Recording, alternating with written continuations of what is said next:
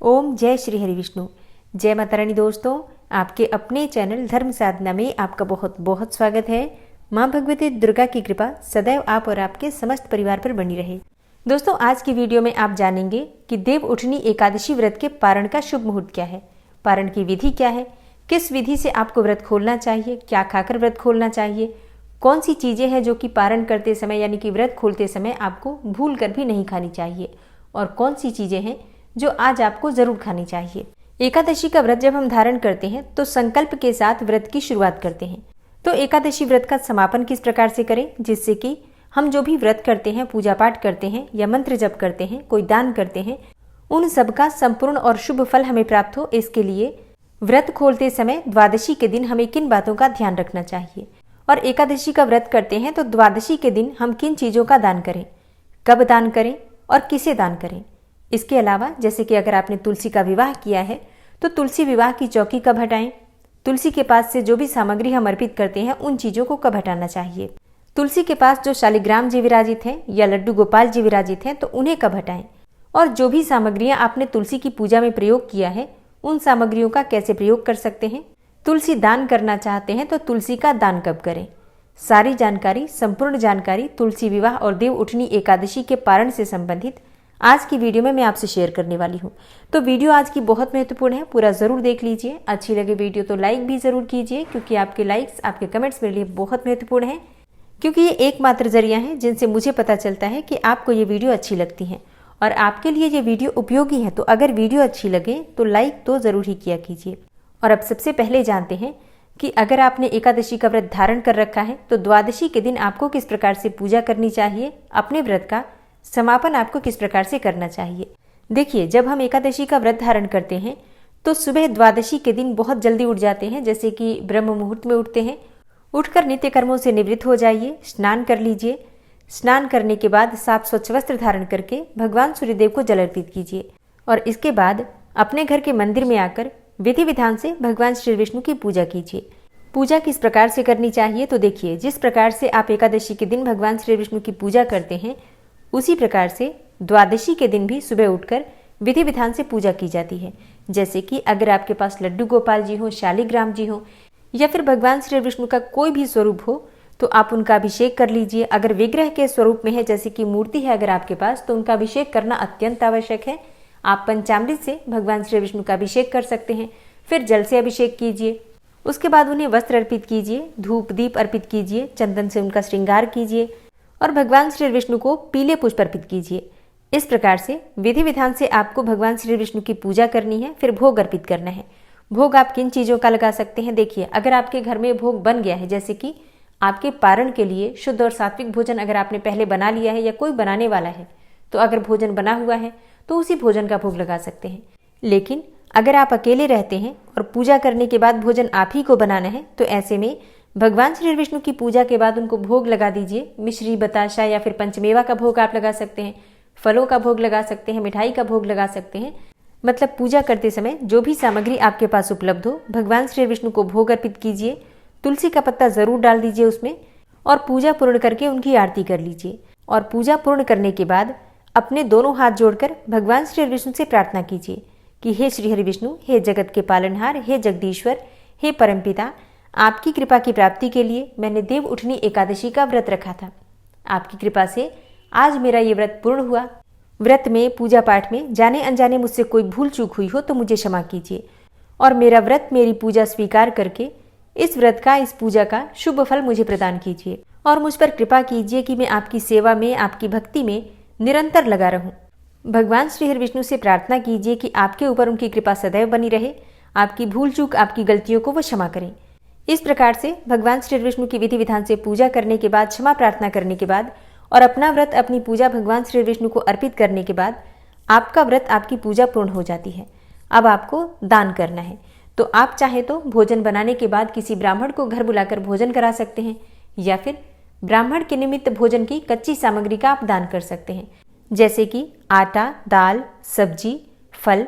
इसके अलावा जैसे कि आप चावल का दान करना चाहते हैं तो चावल भी दान कर सकते हैं। मतलब अनाज में किसी भी अनाज का आप दान कर सकते हैं। देव उठनी एकादशी के दिन जो भी चीज़ें आपने भगवान को अर्पित की हैं, जैसे कि मूली, शकरकंदी, गन्ना, या फिर हरे आंवले, मिठाइयाँ, फल इत्यादि जो भी आप भगवान को अर्पित करते हैं, उसमें से कुछ चीज़ें प्रसाद स्वरूप आप अपने लिए रखेंगे, अपने परिवार के लिए रखेंगे, बाकी कुछ चीज़ें आपको उसमें से भी दान करना है। मतलब जो भी हम भगवान को भोग अर्पित करते हैं वो स्वयं ग्रहण नहीं करना चाहिए, वितरण अवश्य करना चाहिए। तो भगवान को जो भी आप भोग अर्पित करते हैं उसमें से भी कुछ चीज़ें निकालकर दान स्वरूप में आपको ब्राह्मण को दान करना है। तो सारी सामग्री जो आप एकत्र करेंगे एक ही जगह रख दीजिए, जो भी खाने की सामग्री है, प्रसाद में से जो आप देना चाहते हैं, और इसके साथ दक्षिणा स्वरूप कुछ पैसे। तो इतनी चीज़ें आवश्यक है। क्वांटिटी आपके अपने ऊपर निर्भर करता है, कितनी संख्या में, कितनी मात्रा में आप आटा, दाल, सब्जियां दान करना चाहते हैं, बिल्कुल आपकी अपनी इच्छा पर निर्भर करता है। लेकिन कम से कम एक व्यक्ति के खाने की सामग्री जरूर दान करनी चाहिए। और हाँ, खाने की सामग्रियों के अलावा आप किन चीज़ों का दान कर सकते हैं? तो देखिए, देव उठनी एकादशी पर बहुत श्रेष्ठ फल प्राप्त होता है जब हम कोई भी वस्तु दान करते हैं। ऐसे में अगर आपकी सामर्थ्य है तो गर्म वस्त्रों का दान कर सकते हैं। सर्दियां हैं अभी तो ब्राह्मण के निमित्त आप शॉल का दान कर सकते हैं, स्वेटर का दान कर सकते हैं, कंबल का दान कर सकते हैं। मतलब देखिए, खाने की सामग्री के अलावा जो चीज़ें आप दान करते हैं ये पूरी तरह से आपकी अपनी इच्छा पर निर्भर करता है।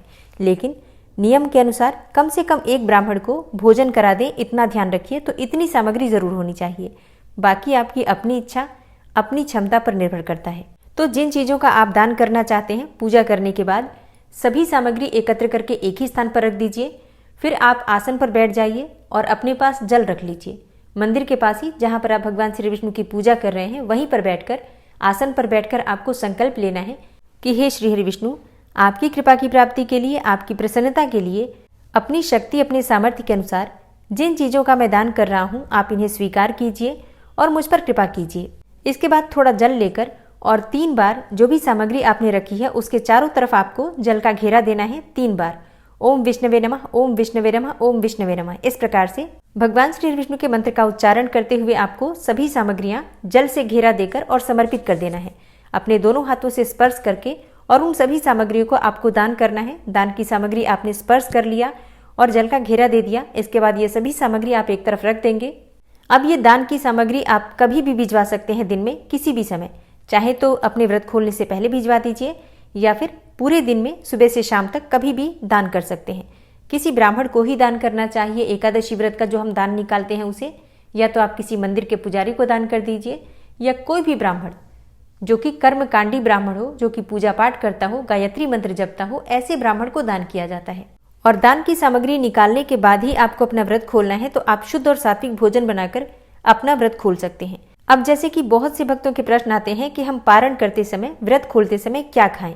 तो देखिए, एकादशी व्रत का पारण शुद्ध और सात्विक भोजन से किया जाता है। जैसे कि जो भी आप भोजन बनाएंगे उसमें लहसुन प्याज का प्रयोग नहीं करना चाहिए। मसूर की दाल, शाक, टमाटर, गाजर, मूली, बैंगन, ये चीजें भी एकादशी के पारण में नहीं बननी चाहिए। और प्रयास करना चाहिए कि जो भोजन हम तैयार करते हैं शुद्ध घी में तैयार करें। लेकिन मान लीजिए कि आप शुद्ध घी में भोजन नहीं बनाना चाहते हैं, तो ऐसे में आप मूंगफली के तेल या फिर सूरजमुखी के तेल का प्रयोग कर सकते हैं। और भोजन में आप कोई भी वस्तु बना सकते हैं, जैसे कि रोटी सब्जी बनाकर भी भोग लगा सकते हैं भगवान को, और फिर आप पारण कर सकते हैं, या फिर दाल रोटी सब्जी बना सकते हैं। अब कई भक्तों के प्रश्न आते हैं कि क्या हम चावल खा सकते हैं एकादशी व्रत के पारण में? जी हाँ, अगर आप चाहें तो चावल भी खा सकते हैं, क्योंकि एकादशी व्रत का जब हम पारण करते हैं तो ऐसा कहा जाता है कि द्वादशी के दिन चावल जरूर खाना चाहिए और चावल का दान भी करना चाहिए। तो अगर आपके पास समय है, आप इतनी चीज़ें बना पाते हैं, तो बिल्कुल आप चावल, दाल, सब्जी जो भी आप खाना चाहते हैं बनाकर खा सकते हैं। बस इतना ध्यान रखिए कि पारण आपका शुभ मुहूर्त में होना चाहिए। शुभ मुहूर्त बीतने के बाद अगर आप व्रत खोलते हैं तो आपके किए गए व्रत का संपूर्ण फल आपको नहीं मिलता। अब इसके बाद आपका प्रश्न आता है कि पारण करने के बाद दोबारा हम भोजन कब कर सकते हैं? तो देखिए, शास्त्रों में ऐसा कहा गया है कि जो भक्त एकादशी का व्रत धारण करते हैं, दशमी तिथि के दिन उन्हें एक बार भोजन करना चाहिए, एकादशी के दिन निराहार रहना चाहिए, और द्वादशी के दिन 2 बार अन्न का सेवन कर सकते हैं। मतलब 2 ही बार अनाज आप खा सकते हैं। तो एक बार आप सुबह पारण करते समय खाते हैं, फिर एक बार आप चाहें तो शाम के समय खा सकते हैं, या फिर आप चाहें तो दिन में खा सकते हैं। प्रयास कीजिए कि दिन में आप फलाहार कर लीजिए, फिर शाम के समय आप भोजन कर लीजिए। और अब आपका अगला प्रश्न आता है कि जब हम एकादशी व्रत का पारण कर लेते हैं द्वादशी को, तो क्या उसके बाद हम लहसुन प्याज इत्यादि खा सकते हैं? क्या शाम के भोजन में हम लहसुन प्याज खा सकते हैं? देखिए, एकादशी के व्रत को व्रतों का राजा कहा गया है। मतलब इस व्रत को करने से सबसे ज्यादा पुण्यफल प्राप्त होता है, इसलिए क्योंकि इस व्रत में नियम बहुत ज़्यादा है, संयम और नियम का ही ये व्रत होता है। तो एकादशी व्रत में जब हम द्वादशी के दिन शाम को भी भोजन करते हैं तब भी लहसुन प्याज इत्यादि नहीं खाना चाहिए। तो अब ये सभी जानकारी देव उठनी एकादशी व्रत से संबंधित थी। और अब जानते हैं कि जो भक्त तुलसी का विवाह कर रहे हैं तो तुलसी विवाह के बाद सामग्रियों को कब हटाएं, कब हम तुलसी के पास से शालिग्राम को हटाएं, लड्डू गोपाल जी को हटाएं, और जो भी हम सुहाग की सामग्री अर्पित करते हैं या फिर भोग इत्यादि अर्पित कर रहे हैं उन्हें वहाँ से कब हटाएं। देखिए, तुलसी का विवाह हम करते हैं शाम के समय गोधूली वेला में, और तुलसी का जो सामग्री इत्यादि हटाने का कार्यक्रम होता है वो हम सुबह करते हैं। लेकिन यहाँ भी एक और चीज़ का ध्यान रखना चाहिए, जैसे कि अगर आपने सुहाग की सामग्री अर्पित की है या फिर साड़ी इत्यादि अर्पित किया है, वस्त्र अर्पित किया है, तो वो आप तुलसी के पास रहने दीजिए। लेकिन अगर आप भोग में कोई भी मीठी चीज़ बनाकर रखते हैं, जैसे कि खीर बनाकर रखते हैं या फिर पूरियाँ इत्यादि बनाकर रख रहे हैं, मिठाई रख रहे हैं, और अगर आपकी तुलसी छत पर रहती हैं या फिर बालकनी में है, मतलब खुले स्थान पर है, तो ऐसे में भोग में जो भी सामग्री आप अर्पित कर रहे हैं वो सभी सामग्री आप हटा सकते हैं। कुछ फल इत्यादि वहाँ रहने दीजिए तुलसी के पास, बाकी की सभी सामग्री भोग की आप उठाकर प्रसाद स्वरूप वितरण कर सकते हैं, परिवार के सभी सदस्य ग्रहण कर सकते हैं। बाकी सुहाग इत्यादि की जो भी सामग्री आपने अर्पित की है वो सभी चीज़ें तुलसी के पास ही रहने दीजिए। अब बात करें कि शालिग्राम को कब हटाएं। देखिए, शालिग्राम जी को आप तुलसी की जड़ में ही रहने दीजिए, कल सुबह हटा सकते हैं। लेकिन अगर आपने लड्डू गोपाल जी को वहाँ रखकर और पूजा किया हुआ है, जैसे कि लड्डू गोपाल जी का विग्रह वहाँ पर रखा है, तो उन्हें आप आज रात में ही विवाह करने के पश्चात उठाकर अपने घर के मंदिर में रख लीजिए, और जिस भी प्रकार से आप उनकी सेवा करते हैं रात्रि में, लड्डू गोपाल जी की सेवा उसी प्रकार से की जाएगी। मतलब लड्डू गोपाल जी को पूरी रात्रि तुलसी के पास आपको नहीं रखना है। हाँ, शालिग्राम जी हैं तो बिल्कुल आप वहाँ पर रख सकते हैं। अब कई प्रश्न आए हैं कि क्या तुलसी विवाह के बाद तुलसी को दान करना ज़रूरी है। नहीं, देखिए, आपकी अपनी इच्छा पर निर्भर करता है। आप चाहें तो तुलसी का दान कर सकते हैं या फिर अपने घर में ही तुलसी को रखकर, जैसे आप अपनी तुलसी की पूजा करते हैं उसी प्रकार से प्रतिदिन तुलसी पूजा कर सकते हैं। और आपका अगला प्रश्न है कि सुहाग की सामग्री जो हम माँ को अर्पित करते हैं तो उस सुहाग की सामग्री का क्या करें। देखिए, सुहाग की सामग्री अगर आप अर्पित करते हैं माँ को, तो उसमें से कुछ सामग्री का आप दान कर सकते हैं, कुछ सामग्री आप स्वयं प्रयोग कर सकते हैं।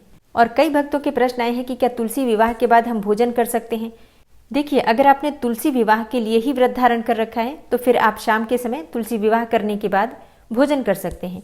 लेकिन अगर आपका देव उठनी एकादशी का व्रत है तो पारण आपको शुभ मुहूर्त में ही करना पड़ेगा, मतलब सुबह ही करना पड़ेगा। और एकादशी व्रत के पारण का शुभ मुहूर्त है सुबह 6:51 से सुबह 8:57 तक। इसी शुभ मुहूर्त में आपको अपना व्रत खोलना है, व्रत का पारण करना है, क्योंकि शुभ मुहूर्त में अगर आप व्रत नहीं खोलते हैं तो आपके किए गए व्रत का संपूर्ण फल आपको नहीं मिलता। सुबह स्नान इत्यादि करने के बाद, भगवान को भोग लगाने के बाद तुलसी की पूजा कर लीजिए, तुलसी में जल अर्पित कीजिए और तुलसी के पास जो भी सामग्री आपने अर्पित की है सभी चीजें उठा लीजिए, तुलसी की चौकी हटा दीजिए। इसके बाद शुभ मुहूर्त में आप अपना व्रत खोल सकते हैं। दोस्तों, उम्मीद करती हूँ आज की वीडियो से आपको लाभ अवश्य होगा। आपको अगर वीडियो अच्छी लगी हो तो वीडियो को लाइक करने के साथ ही ज़्यादा से ज़्यादा इस वीडियो को अपने फैमिली फ्रेंड्स के साथ शेयर कीजिए। और चैनल पर पहली बार आए हैं, अगर अभी तक आपने चैनल को सब्सक्राइब नहीं किया है तो आज की वीडियो अगर आपको अच्छी लगे तो चैनल को सब्सक्राइब करके बेल आइकन को जरूर प्रेस कर लीजिए। इससे ये होगा कि इस चैनल पर जो भी नई वीडियो अपलोड होंगी उनकी नोटिफिकेशन आपको सही समय पर प्राप्त होगी।